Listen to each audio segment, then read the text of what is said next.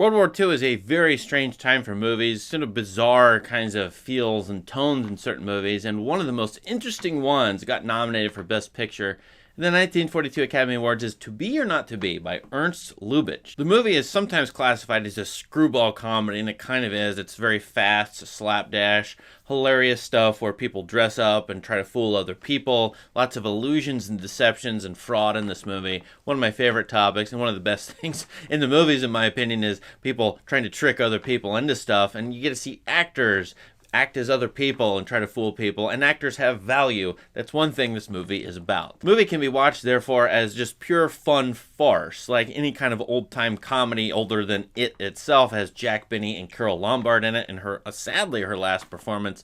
They're wonderful together as a pair of actors in Poland before the Nazis invade Poland, in the 1930s, and then afterwards, you get the before and after effect. They're putting on two plays. One is Hamlet, the traditional Hamlet from William Shakespeare. The other is a funny play called Gestapo, where the actors are dressing up as Nazis and pretending, to make fun of them. That play is shut down. The censors come in and say, hey, you can't do this because we would offend the Germans. And then, of course, the actors must just do Hamlet. So in one sense, that's the government controlling the acting company, the theater company, and the theater company having not as much value. One of the things this movie is about, in fact, is how much value in the real world sense, in the practical sense, even to contribute to the war effort, because this is a 1942 movie. How much practical effort do actors, acting, theater, and movies give to the public? And of course, movies at this time were converted into propaganda instruments or tools all around the world. That's one of the ideas in this movie. And yet this is still a farce. Jack Benny is an aging actor, married to Carole Lombard's character. The threat that he will be cuckolded by a young soldier who's this new kind of hero on the scene. The soldier keeps leaving during his speech. He plays Hamlet, and he keeps leaving during the to be or not to be speech. One of the ultimate sort of Shakespearean speeches, to go back and visit with his wife.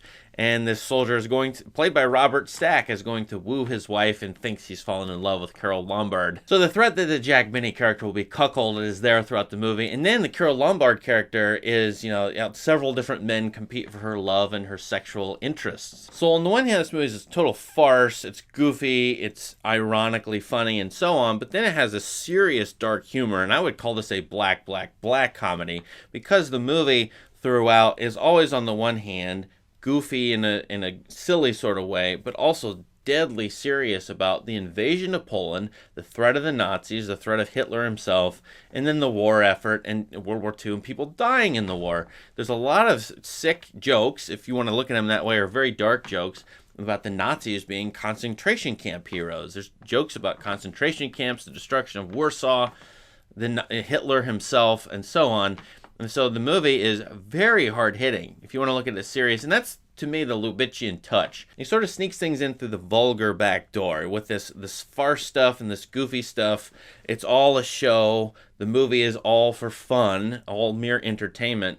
That's one way to look at it. But then, of course, there's always these other extra messages going on, layered either underneath or on top of or sandwiched around the farce stuff. So then one of the main ideas in this movie, in my opinion, after you get to the end of it, is acting valuable at all? And then the answer is absolutely. This is a skill that everybody needs. The actors themselves are putting on Gestapo and Hamlet, end up trying to do a serious ruse to help the Polish underground and contribute to the war effort and thwart the Nazis. And so acting itself, putting on a show, putting on entertainment, and being able to create an illusion is a skill that will help win the war, which probably is affirming propaganda itself in a way, and that's fine. That's a way to get through the censors at this time for sure, is to have the movie itself make fun of Hitler, pillage the Germans and the Nazis, and sort of be rousing in terms of the war effort. But then, of course, the Lubitsch thing that comes in this movie is, will we survive the war,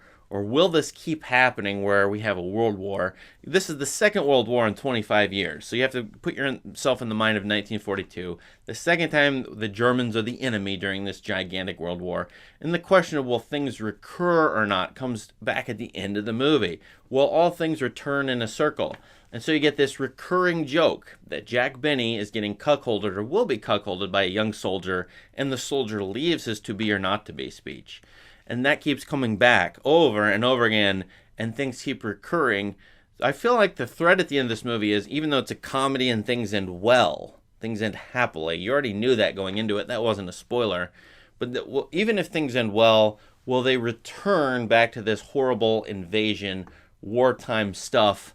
We were in it in 1917, 18, 19. Now we're in it again in the early 1940s. Will it happen again? I think the sort of farce things that recur in this movie, like the Benny character getting threatened to be cuckolded, and Hitler invading Warsaw, and Hitler recurring over and over again, things recurring over and over, is sort of a existential threat. Unless it's fascinating, the scriptwriter, Lubitsch, who's part of the scriptwriting team, thinks about Hamlet and the to be or not to be speech, highlighting it as the title of the movie, which is an existential question. To be or not to be, actually to be alive or to die, to kill yourself. It's a very serious moral, philosophical question. It's centered in a thing that it could be taken as a farce. So which way do you take things? Are serious things made into farces, or are the farces really serious underneath? And the answer is both. So Lubitsch with To Be or Not To Be asks this existential question mid-war. And it really is a giant question that will come later after World War II. Very dark, noir sorts of movies are made. Existentialism is on the rise. Postmodernism, can we ever know the truth? Is everything an illusion? Is reality, we can't know reality? That comes into this movie already. We can't know what reality is. It's a fraud in front of our eyes. We believe something that's not real. That happens throughout this entire movie. I say that because at the beginning of the movie, I always get tricked into thinking, well, these are real Nazis, and they're actually in Poland, and Hitler has shown up in Warsaw. When Lubitsch pulls the camera back, and we see that it's all the Gestapo play. It's all a staged event. This, early scene at least. And that should be on our minds throughout the entire movie, because then we realize, oh, it's all staged. It's all a play. It's all acted out. It's all constructed for us, but it's actually, then you do this double thing, it's actually happening in 1942 in the real world, so what's really real? It's hard to tell, and that's one of the postmodern dilemmas that's starting to sneak in and come into, the major art of this time. I think it's in this movie. Now, you may disagree with all this, you may just want to throw all this away and say, hey, this is a fun, funny movie to watch, and certainly it is. It can be watched with kids, it can be watched as entertainment that makes fun of Hitler, and I think stuff like Mel Brooks's The Producers comes out of this movie for sure. Although The Producers, it has some seriousness to it, but it is more just stupid, I think, outright than this movie is, which is, this movie is delicate in the Lubitchian way as well as stupid. And those are interesting tones to mix, high art and low art, and the delicate versus the stupid or vulgar. So for those reasons, I think this movie is really, really interesting. What do you think of To Be or Not To Be? Let us know in the comments. Why should we watch it? Is this still relevant? And please subscribe to this channel for more great content. Thank you. Have a great day.